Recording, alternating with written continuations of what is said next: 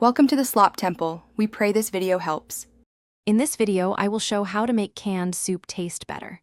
Start by sautéing onion and garlic, then simmer with fresh herbs, acid, and a creamy element to balance flavors.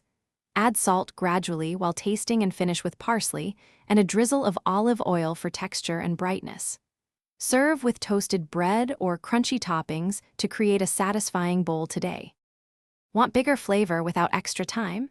Heat a spoonful of miso or tomato paste directly into the soup to deepen umami, or stir in cream or coconut milk for richness and smoother texture.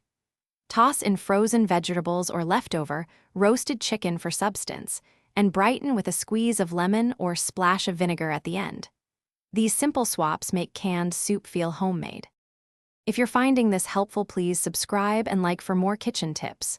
Quick recommendation: these leak-proof containers keep soup fresh, prevent leaks, and make reheating easy for lunches or batch cooking. Trust me, your thermos will thank you. I love how they stack and seal, making cleanup faster and spills a laughable memory. Check the description for the product link and other deals. Now let's get back to the video. Layer flavors by sweating aromatics first, deglazing the pan, and then simmering the soup gently so ingredients meld evenly.